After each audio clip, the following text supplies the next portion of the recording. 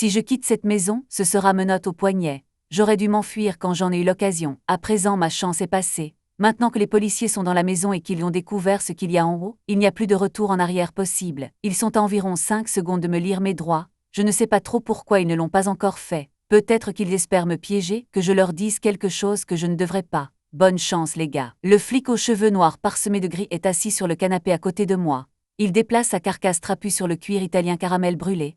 Je me demande quel genre de canapé il a chez lui. C'est sûr que le sien ne coûte pas autant que celui-ci. Probablement un truc d'une couleur nat, genre orange, couvert de peau de baie, et plein de petites déchirures au niveau des coutures. Je me demande s'il pense au canapé qu'il attend chez lui et s'il se dit qu'il aimerait en avoir un comme ça. 7 ou plus probablement. S'il pense au cadavre, là-haut dans le grenier. Bon, on va recommencer depuis le début, dit le flic avec son accent new-yorkais. Il m'a dit son nom plus tôt, mais il m'est sorti de la tête. Les officiers de police devraient porter un badge rouge vif avec leur nom dessus. Comment on est censé se souvenir de leur nom, sans ça dans une situation de stress élevé? Il est inspecteur, je crois. Quand avez-vous trouvé le corps? Je réfléchis, est-ce que le moment ne serait pas venu de réclamer un avocat? Ils ne sont pas censés m'en fournir un, je suis rouillé en matière de procédure. Il y a environ 1 heure, réponds-je. Pourquoi y êtes-vous monté à la base? Je pince les lèvres. Je vous l'ai dit, j'ai entendu un bruit. Et l'officier se penche en avant, les yeux écarquillés. Il a le menton ombré d'un début de barbe rêche, à croire qu'il a omis de se raser ce matin. Sa langue sort légèrement d'entre ses lèvres. Je ne suis pas stupide, je sais exactement ce qu'il veut m'entendre répondre. C'est moi, je suis coupable, arrêtez-moi. Au lieu de quoi, je m'adosse au canapé.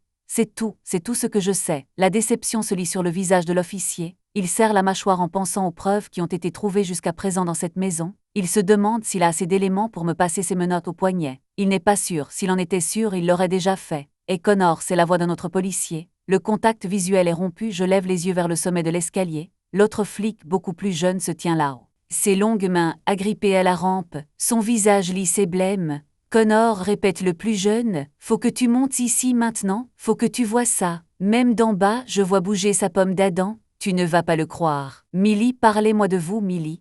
Nina N. Winchester se penche en avant sur son canapé de cuir couleur caramel, les jambes croisées pour révéler un infime soupçon de genou sous sa jupe en soie blanche. Je ne m'y connais pas beaucoup en marque, mais il est évident que tout ce que porte Nina N. Winchester est douloureusement cher. Son chemisier crème me donne envie de tendre la main pour toucher le tissu.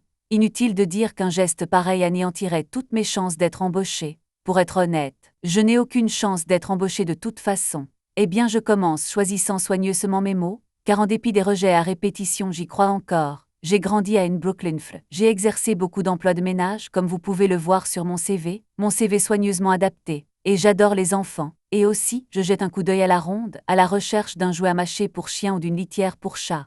J'aime aussi les animaux de compagnie. L'annonce en ligne pour l'emploi de femme de ménage ne mentionnait pas d'animaux. Mais on n'est jamais trop prudent. Qui n'apprécie pas un amoureux des animaux? Brooklyn, s'exclame Madame N. Winchester radieuse. J'ai grandi à Brooklyn, moi aussi. Nous sommes pratiquement voisines. Absolument. Je confirme, même si rien ne pourrait être plus éloigné de la vérité. Il y a beaucoup de quartiers convoités à Brooklyn, où il faut débourser un bras et une jambe pour une minuscule maison de ville. Ce n'est pas là que j'ai grandi. Nina N. Winchester et moi, on n'a rien en commun, mais si elle veut croire qu'on est voisines, je vais me faire un plaisir d'abonder dans son sens. Madame N. Winchester coince une mèche de cheveux blonds dorés brillant derrière son oreille. Elle les porte au ras de la mâchoire, une coupe à la mode qui camoufle son double menton. Elle a la trentaine bien tassée et avec une autre coiffure et d'autres vêtements, elle serait très ordinaire physiquement. Mais elle a utilisé sa fortune considérable pour tirer le meilleur parti de ce qu'elle a et, ma foi, je ne peux pas dire que je ne respecte pas la démarche. Côté Nlookf, j'ai pris la direction opposée, j'ai beau avoir dans les 10 ans de moins que la femme assise en face de moi, je ne veux pas qu'elle se sente menacée par ma personne.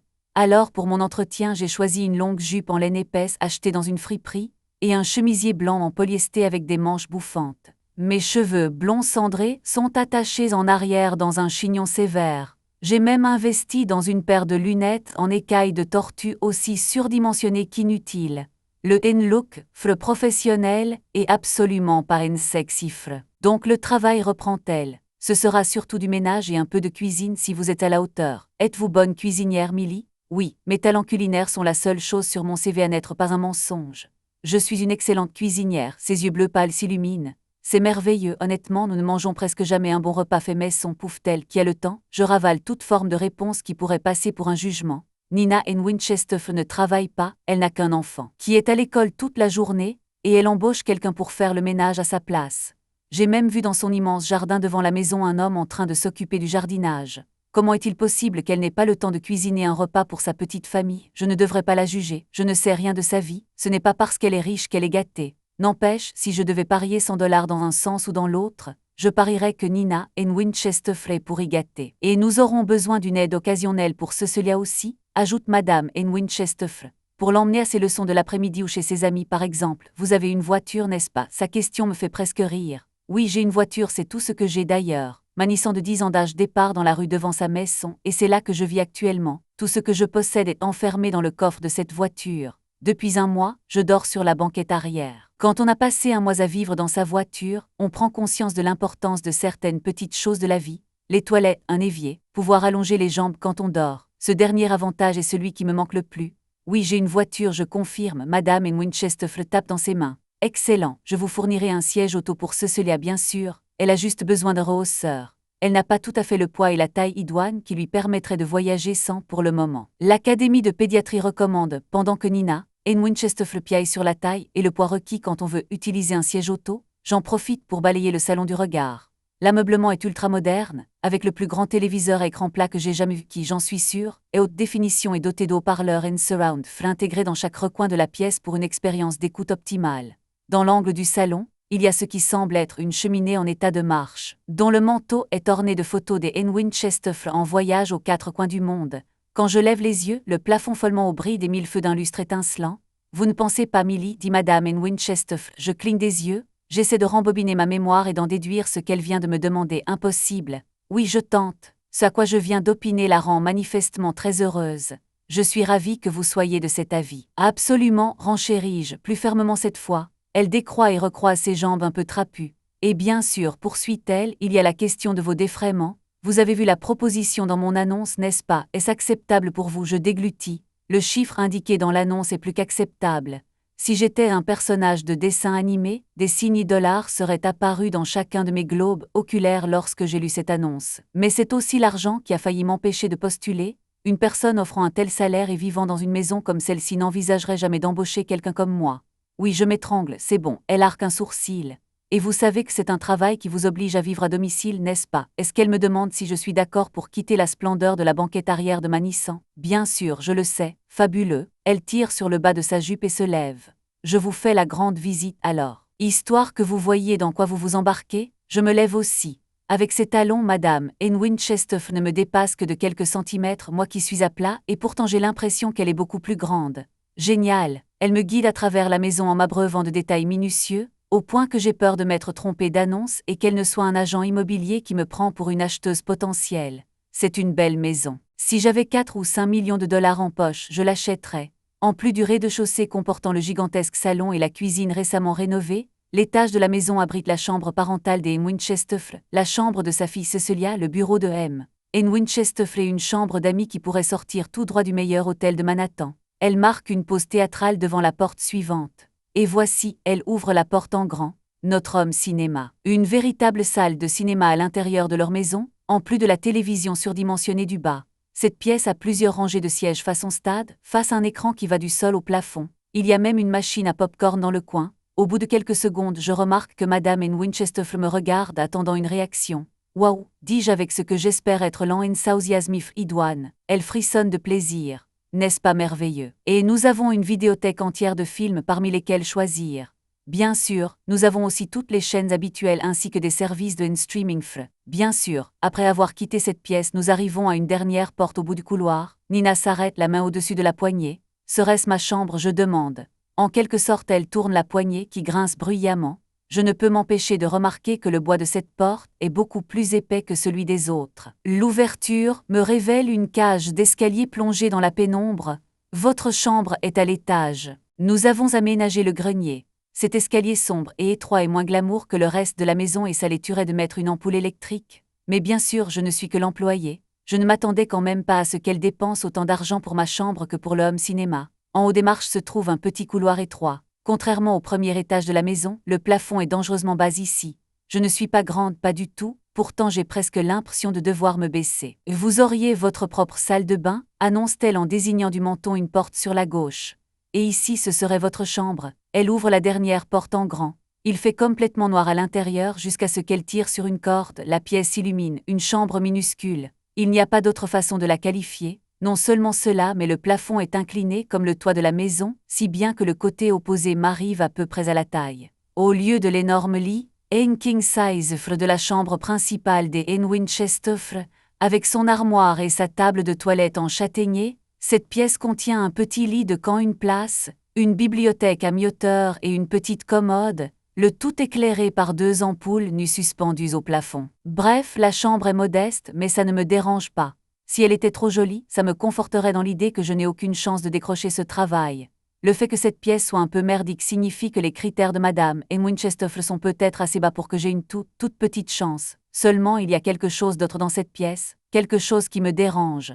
Désolé, c'est petit, commente Madame Winchester, les sourcils froncés, mais vous aurez beaucoup d'intimité ici. Je me dirige vers l'unique fenêtre. Comme la pièce, elle est minuscule, à peine plus grande que ma main, et elle donne sur un jardin. Il y a un paysagiste en bas, le même gars que j'ai vu à l'avant en train de tailler une haie avec un immense sécateur. Alors qu'en pensez-vous, Millie? Elle vous plaît? Je me détourne de la fenêtre pour regarder le visage souriant de Madame Winchester. Je n'arrive toujours pas à mettre le doigt sur ce qui me chiffonne.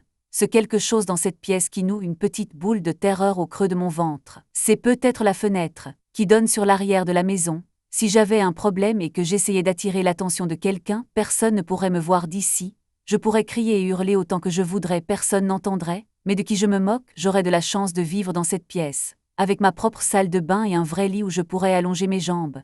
Ce tout petit lit a l'air super, comparé à ma voiture, tellement confortable que je pourrais en pleurer. C'est parfait, Madame Winchester semble archi ravie de ma réponse. Elle me précède dans la cage d'escalier sombre jusqu'au premier étage de la maison et quand j'arrive sur le palier, je laisse échapper un souffle que je n'avais pas conscience de retenir.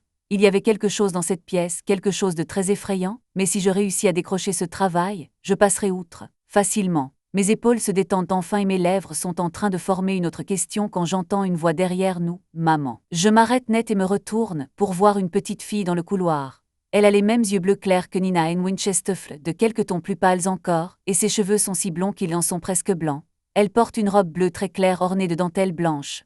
Et elle me dévisage comme si elle pouvait voir à travers moi, jusqu'à mon âme. Vous voyez ces films sur les cultes louches, genre des enfants qui lisent dans les pensées, qui adorent le diable ou qui vivent dans les champs de maïs? Eh bien, si on faisait un casting pour un de ces films, cette gamine décrocherait le rôle, on n'aurait même pas à l'auditionner. Un coup d'œil et on dirait « Oui, tu es la fille flippante numéro 3. » Sus, s'exclame Madame Winchester. Tu es déjà de retour de ton cours de danse? La fillette hoche lentement la tête. La mère de Bella m'a déposé. Madame Winchester entoure de ses bras les maigres épaules de sa fille, mais l'expression de la gamine ne change pas d'un iota et ses yeux bleus pâles ne quittent pas mon visage. Y a-t-il quelque chose qui ne va pas chez moi, pour que j'aie peur de me faire assassiner par cette fillette de 9 ans? Voici Millie, dit Madame Winchester à sa fille. Millie, voici ma fille Cecilia. Les yeux de la petite Cecilia sont de petites piscines océaniques. Enchantée de vous rencontrer, Millie, dit-elle poliment. J'estime au moins à 25% les chances qu'elle me tue dans mon sommeil si j'obtiens ce job. Et je le veux quand même. Madame Winchester embrasse sa fille sur le haut de sa tête blonde. Puis la petite détale dans sa chambre. Elle a sans doute une maison de poupées bien cauchemardesque là-dedans, où les poupées s'animent la nuit. C'est peut-être l'une d'elles qui me tuera. Ok, je suis ridicule. Cette petite fille est probablement extrêmement gentille. Ce n'est pas sa faute si on l'habille en fantôme d'enfant victorien qui fait flipper. Et puis j'aime les enfants en général. Non que j'ai beaucoup interagi avec eux au cours de la dernière décennie notée. Une fois qu'on est redescendu, je me détends. Madame Winchester est gentille et assez normale pour une dame aussi riche et pendant qu'elle me parle de la maison, de sa fille et de son travail, je ne l'écoute que vaguement. Tout ce que je sais, c'est que ce serait un endroit trop chouette où travailler. Je donnerais mon bras droit pour avoir ce job. Vous avez des questions, Millie? Me demande-t-elle. Je secoue la tête. Non, Madame Winchester. Elle fait claquer sa langue. S'il vous plaît, appelez-moi Nina. Si vous travaillez ici, je me sentirais trop bête de vous entendre m'appeler Madame Winchester. Elle rit, comme si j'étais une sorte de vieille dame riche. Merci Nina. Son visage s'illumine enfin. Si ça se trouve, c'est dû aux algues ou aux épluchures de concombre ou allez savoir ce que les gens riches s'appliquent sur le visage. Nina Winchester est le genre de femme qui va régulièrement se faire papouiller au spa. J'ai un bon pressentiment, Millie, vraiment. Difficile de ne pas me laisser contaminer par son enthousiasme. Difficile de ne pas ressentir cette pointe d'espoir quand elle serre ma paume rugueuse dans la sienne, douce comme de la peau de bébé. Je veux croire que dans les prochains jours, je recevrai de Nina Winchester un appel m'offrant la chance de venir travailler chez elle et de quitter définitivement la casa Nissan. J'ai tellement envie d'y croire. Mais quoi que je puisse dire d'autre sur Nina, ce n'est pas une idiote. Elle ne va pas embaucher une femme pour travailler et vivre chez elle. s'occuper de son enfant, sans faire un minimum de vérification de ses antécédents. Et une fois qu'elle les aura faites, je ravale une boule dans ma gorge. Nina N. Winchester m'octroie un chaleureux au revoir à la porte d'entrée. Merci beaucoup d'être venue, Millie, dit-elle, tendant la main pour serrer la mienne une fois de plus. Je vous promets que vous aurez de mes nouvelles bientôt. Je n'en aurai pas. C'est la dernière fois que je mets les pieds dans cette magnifique maison. Je n'aurais jamais dû venir ici de toute façon. J'aurais dû me cantonner à un travail que j'aurais eu une chance de décrocher, au lieu de nous faire perdre notre temps, à elle et à moi. Peut-être quelque chose dans l'industrie de la restauration rapide. Le paysagiste que j'ai vu par la fenêtre du grenier est de retour sur la pelouse de devant. Il est toujours muni de son sécateur géant et il taille une des haies juste devant la maison. C'est un grand bonhomme, dont le N-T-shirt ne cache rien de ses muscles impressionnants et à peine les tatouages sur le haut de ses bras. Il ajuste sa casquette de baseball frais, ses yeux sombres se lèvent brièvement des pinces pour rencontrer les miens de l'autre côté de la pelouse. Je lève la main en signe de salutation. Salut, je lance. L'homme me dévisage. Il ne dit pas bonjour. Il ne dit pas arrêtez de piétiner mes fleurs. Il me fixe. Ravi de te rencontrer aussi, je murmure tout bas. Je franchis le portail électronique qui clôt la propriété et regagne sans grande envie ma voiture maison. Je me retourne une dernière fois pour regarder le paysagiste dans la cour, qui me fixe toujours. Il y a dans son expression quelque chose qui me fait froid dans le endosphre. Puis il secoue la tête, presque imperceptiblement, presque comme s'il essayait de me mettre en garde, mais il n'ouvre pas la bouche. Lorsqu'on vit dans sa voiture, on est obligé de faire au plus simple. On n'accueille pas de grands rassemblements d'une part. Pas de soirée vin et fromage, pas de soirée N-Pokeufre. Jusque-là, pas de souci, vu que je n'ai personne à voir. Plus problématique, trouver ou prendre une douche. 3 jours après avoir été expulsé de mon studio, soit 3 semaines après avoir été viré de mon travail, j'ai découvert une aire de repos avec des douches. J'en ai presque pleuré de joie. Ok, les douches offrent très peu d'intimité et sentent légèrement les sanitaires, mais au point où j'en étais, je n'avais qu'une envie, être propre. Là, je prends mon déjeuner sur le siège arrière de la voiture. J'ai une plaque chauffante que je peux brancher sur l'allume-cigare. Mais je la réserve aux occasions spéciales et le reste du temps, je mange surtout des sandwichs, des tas et des tas de sandwichs. J'ai une glacière où je stocke la charcuterie et le fromage et j'ai une miche de pain blanc 99 cents au supermarché. Et puis des snacks, bien sûr, des sachets de chips, des crackers avec du beurre de cacahuète, des Twinkies. Côté malbouffe, les possibilités sont infinies. Aujourd'hui, c'est jambon et fromage américain avec une cuillerée de mayonnaise, à chaque bouchée. J'essaie de ne pas penser à quel point j'en ai marre des sandwichs. J'ai réussi à avaler la moitié de mon jambon fromage quand mon téléphone sonne dans ma poche. J'ai un de ces téléphones à clapet prépayé que les gens n'utilisent que s'ils sont sur le point de commettre un crime ou s'ils sont revenus qu'un an dans le passé, mais j'ai besoin d'un téléphone et c'est tout ce que je peux me permettre. En Wilhelmine Calwifre, dit une voix sèche, une voix de femme à l'autre bout du fil. Je grimace en entendant mon nom complet. En Wilhelmine était la mère de mon père, qui est morte depuis longtemps. Je ne sais pas quel genre de Encyclopédie appelle son enfant En Wilhelmine, mais je ne parle plus à mes parents qui ne me parlent plus non plus, donc c'est un peu tard pour leur poser la question. Quoi qu'il en soit, on m'a toujours appelé simplement Millie, et j'essaie de corriger les gens aussi vite que possible. Seulement là, j'ai l'impression que la personne qui m'appelle n'est pas quelqu'un avec qui je vais échanger nos prénoms de sitôt. Oui, mademoiselle Enkalwifre, dit la femme, donna Stanton de Enmunchfreburger à l'appareil. Ah oui, Enmunchfreburger, le fast and food graisseux qui m'a accordé un entretien il y a quelques jours, pour faire cuire des hamburgers ou bien tenir la caisse enregistreuse. Mais si je travaillais dur, il y avait des possibilités d'avancement. Et encore mieux, la possibilité de gagner assez d'argent pour quitter ma voiture. Bien sûr, le travail que j'aurais vraiment aimé décrocher, c'était chez les N. Winchester. Mais ça fait une semaine entière que j'ai vu Nina N. Winchester. On peut donc dire, sans trop de risque de se tromper, que je n'ai pas eu le job de mes rêves. Je voulais juste vous faire savoir, poursuit Madame Stanton, que nous avons déjà pourvu le poste chez Enmunchfreburger, mais nous vous souhaitons bonne chance dans votre recherche d'emploi. Le jambon et le fromage américain s'agitent dans mon estomac. J'avais lu en ligne que chez Enmunchfreburger, il n'était pas très regardant en matière d'embauche, que même si j'avais un casier. Et j'aurais peut-être une chance. C'est le dernier entretien que j'ai réussi à décrocher, depuis que Madame N. Winchester ne m'a pas rappelé. Je suis aux abois. Je ne peux pas avaler un sandwich de plus dans ma voiture. Je ne peux pas. Madame Stanton m'entends-je lâcher. Je me demandais si vous auriez un poste dans un autre endroit. Je suis une travailleuse acharnée. Je suis très fiable. J'arrête de parler. Elle a déjà raccroché. Je serre mon sandwich dans ma main droite et mon téléphone dans la gauche. C'est sans espoir. Personne ne veut m'embaucher. Tous les employeurs potentiels me considèrent exactement de la même manière. Tout ce que je demande, moi, c'est un nouveau départ. Je travaillerai comme une folle s'il le faut. Je ferai n'importe quoi. Je retiens mes larmes, même si je ne sais pas pourquoi je cherche à garder la face. Personne ne me verra pleurer sur la banquette arrière de ma Nissan, il n'y a plus personne qui se soucie de moi. Mes parents m'ont éjecté de leur vie voilà plus de 10 ans. Mon téléphone sonne à nouveau qui me tire de ma séance d'auto-apitoiement. Je m'essuie les yeux du revers de la main et clique sur le bouton vert pour prendre l'appel. Allô, je croasse. Allô, c'est Millie, la voix me semble vaguement familière. Je plaque le téléphone fort contre mon oreille, le cœur battant. Oui, c'est Nina N. Winchester. Vous avez passé un entretien avec moi la semaine dernière. Je me mords la lèvre inférieure, fort. Pourquoi est-ce qu'elle me rappelle maintenant? J'étais partie du principe qu'elle avait déjà engagé quelqu'un et décidé de ne pas m'en informer. Oui, bien sûr. Alors voilà, si vous êtes intéressé, nous serions ravis de vous offrir le poste. Je sens dans ma tête un afflux de sang qui me donne presque le vertige.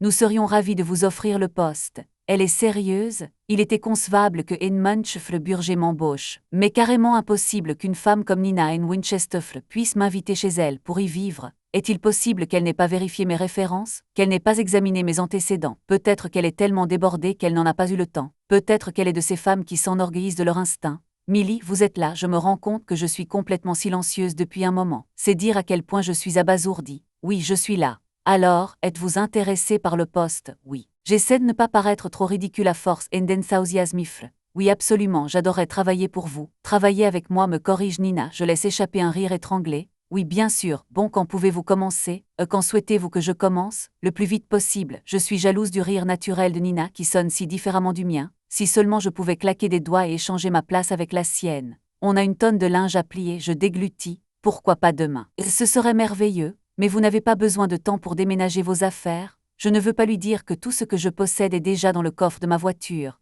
Je suis une déménageuse rapide, elle rit encore. J'aime votre esprit, Millie. J'ai déjà hâte de vous avoir ici. Alors que Nina et moi échangeons des détails sur la journée de demain, je me demande si elle ressentirait la même chaleur à mon égard en apprenant que j'ai passé les 10 dernières années de ma vie en prison. Quand j'arrive à la maison des N. Winchester le lendemain matin, Nina a déjà déposé Cecilia à l'école. Je me gare devant la clôture métallique qui entoure leur propriété. Je ne suis jamais allée dans une maison protégée par une clôture, sans même parler d'y vivre. Mais ce quartier chic de Long Island semble n'avoir que des maisons ainsi protégées derrière des portails de ce genre. Compte tenu du faible taux de criminalité par ici, ça me semble un poil exagéré, mais qui suis-je pour juger? Toutes choses étant égales par ailleurs, si j'avais le choix entre une maison avec un portail et une maison sans portail, je choisirais aussi le portail. Lequel portail était justement ouvert quand je suis arrivée la dernière fois, mais aujourd'hui il est fermé, verrouillé apparemment. Je reste plantée devant pendant un moment, mes 2 sacs de voyage à mes pieds, attachés de trouver le moyen d'entrer. Je ne vois pas de sonnet ou d'interphone a priori. Mais le jardinier est de nouveau sur la propriété, accroupi par terre, une pelle à la main. « Excusez-moi » je crie. L'homme me jette un coup d'œil par-dessus son épaule avant de se remettre à creuser. Sympa vraiment. « Excusez-moi » je répète assez fort pour qu'il ne puisse pas faire autrement que réagir. Cette fois il se lève lentement, très lentement, et sans plus se presser il traverse l'immense pelouse vers le portail d'entrée. Il retire ses épais gants de caoutchouc et hausse les sourcils à mon intention. « Salut » je lance en essayant de masquer mon agacement. Mon nom est Millie N. Calwifle. C'est mon premier jour de travail ici. J'essaie d'entrer parce que Madame N. Winchester m'attend. Pas un mot. De l'autre côté de la cour, je n'avais remarqué que sa stature il est grand, au moins une tête de plus que moi, avec des biceps de la taille de mes cuisses, mais de près je me rends compte qu'il est aussi plutôt sexifle. Il a l'air d'avoir la trentaine, d'épais cheveux noirs de jais, humides à cause de l'effort, la peau mate et un physique robuste, au bon sens du terme. Mais le plus frappant, ce sont ses yeux, très noirs si noirs que je ne peux pas distinguer la pupille de l'iris. Quelque chose dans ce regard me fait reculer d'un pas.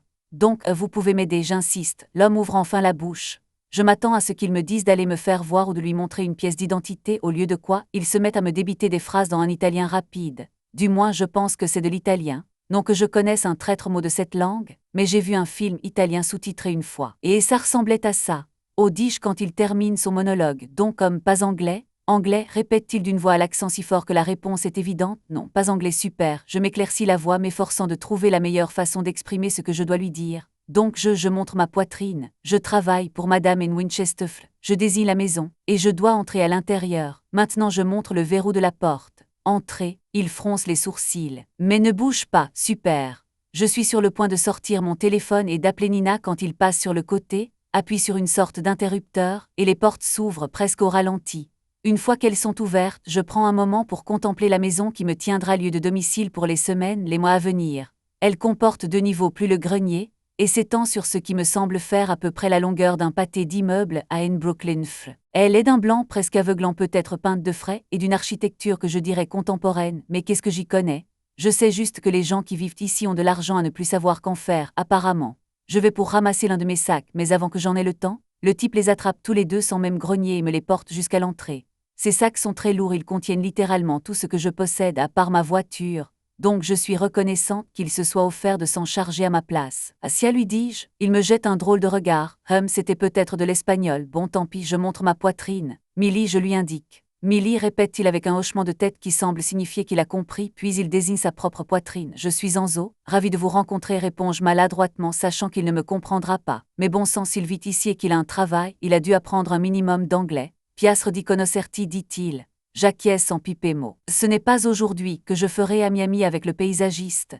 Millie, dit-il encore avec son fort accent italien. Il a l'air d'avoir quelque chose à ajouter mais de peiner vu ses capacités linguistiques.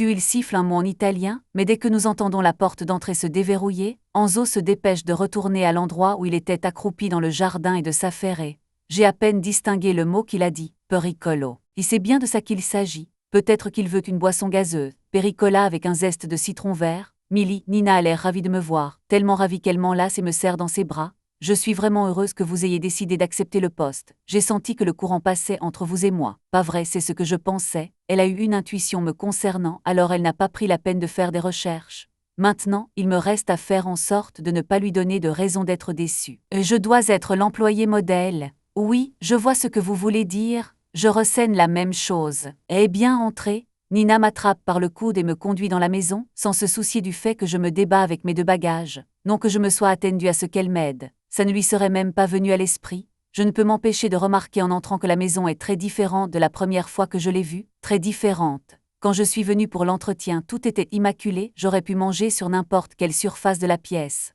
Aujourd'hui, c'est une vraie porcherie. Sur la table basse en face du canapé, 6 tasses avec des quantités variables de différents liquides poisseux, une dizaine de journaux et magazines froissés et une boîte à pizza cabossée. Des vêtements et des détritus éparpillés dans le salon et sur la table à manger, les restes du dîner d'hier soir. Comme vous pouvez le voir, dit Nina, il était temps que vous arriviez. Donc Nina in Winchester est une flammarde, c'est ça son secret. Ça va me prendre des heures pour remettre cet endroit dans un état convenable. Peut-être des jours. Mais pas de problème, ça me démangeait de faire un bon travail, honnête et dur, et j'aime bien qu'elle ait besoin de moi. Si je peux me rendre indispensable, elle aura plus de mal à me virer si elle découvre ou quand elle découvrira la vérité. Laissez-moi juste ranger mes sacs, lui dis-je, et ensuite je m'attaquerai au nettoyage de la maison tout entière. Nina laisse échapper un soupir joyeux. Vous êtes un miracle, Millie, merci beaucoup. Aussi, elle attrape son sac à main sur le comptoir de la cuisine et fouille à l'intérieur, pour finalement en sortir le tout dernier iPhone.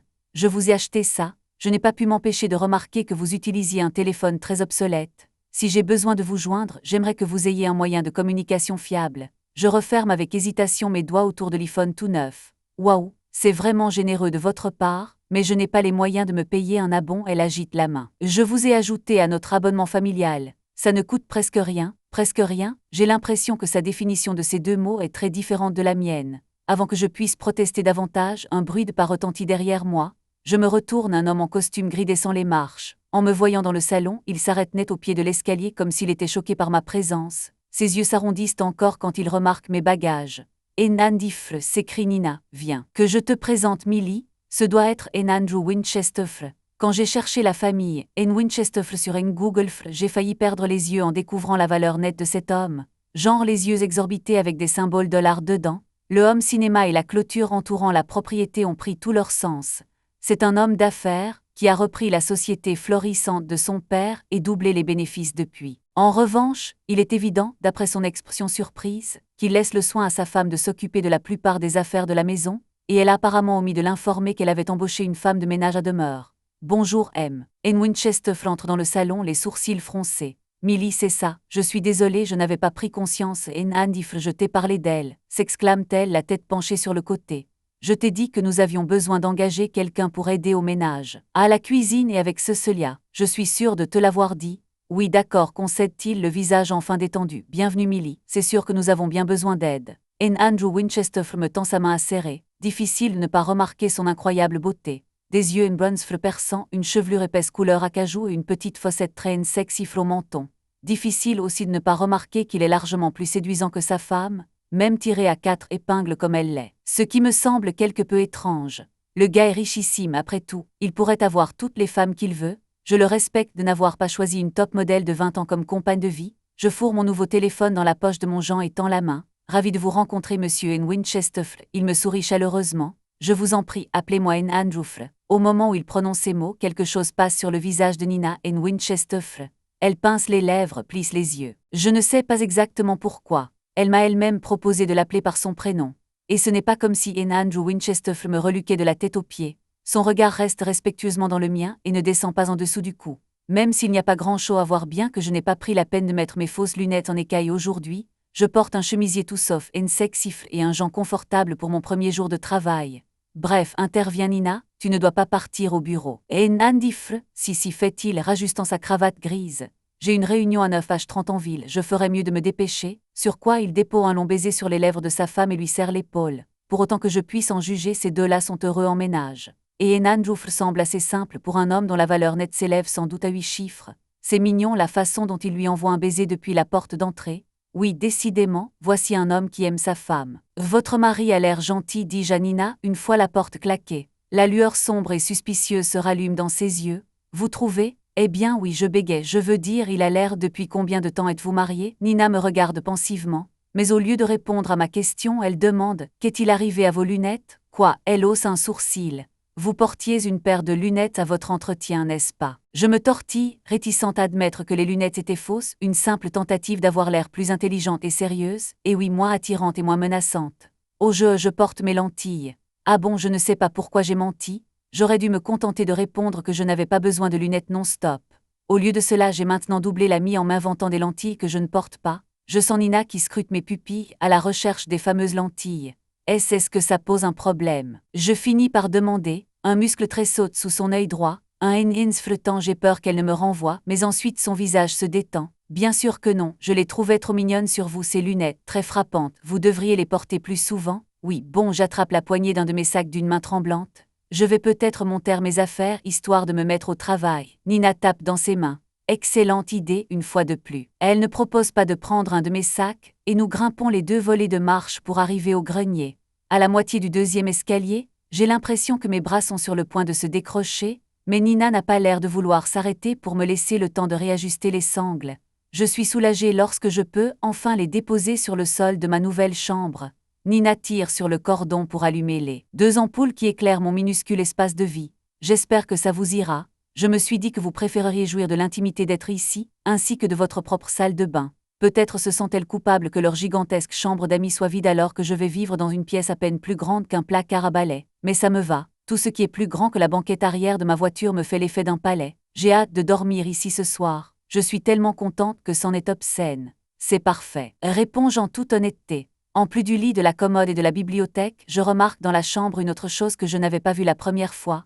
Un mini-frigo d'environ 30 cm de haut. Il est branché au mur et vrombit en cadence. Je m'accroupis et l'ouvre. Le mini-frigo a de petites étagères, et sur celle du haut 3 minuscules bouteilles d'eau. Il est très important de bien s'hydrater, commente Nina très sérieuse. Oui, voyant mon expression perplexe, elle sourit. Évidemment. C'est votre frigo et vous pouvez y mettre ce que vous voulez. J'ai juste eu l'idée de vous donner une longueur d'avance. Merci. Ce n'est pas si étrange au fond. Certaines personnes laissent des bonbons à la N-Menfle sur leur eyeliner. Nina laisse 3 minuscules bouteilles d'eau. Enfin bref, Nina s'essuie les mains sur ses cuisses, même si elles n'en ont pas besoin. Je vais vous laisser déballer vos affaires et ensuite commencer à nettoyer la maison. Je dois me préparer pour ma réunion de parents d'élèves de demain. De parents d'élèves, elle me sourit. Oui, je suis la vice-présidente de l'association des parents d'élèves. C'est merveilleux, je m'extasie sachant que c'est ce qu'elle veut entendre. Nina est très facile à satisfaire. Je vais tout déballer rapidement et me mettre au travail. Merci beaucoup. Ses doigts chauds et secs se posent brièvement sur mon bras nu. Vous me sauvez la vie, Millie.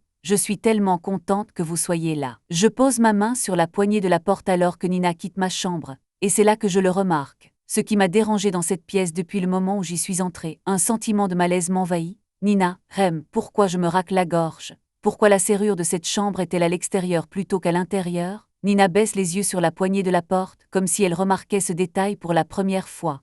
Oh, je suis vraiment désolée pour ça. Comme nous utilisions cette pièce comme cagibi, nous voulions qu'elle se ferme de l'extérieur en toute logique. Et puis ensuite je l'ai convertie en chambre à coucher pour les employés, et il faut croire que nous n'avons jamais changé la serrure de place. Si quelqu'un le voulait, il pourrait facilement m'enfermer là-dedans. Et il n'y a qu'une seule fenêtre qui donne sur l'arrière de la maison. Cette pièce pourrait être un piège mortel. Enfin, pourquoi quelqu'un voudrait-il m'enfermer ici ? Je peux avoir la clé de la chambre, je demande. Elle hausse les épaules. Je ne suis même pas sûre de savoir où elle se trouve.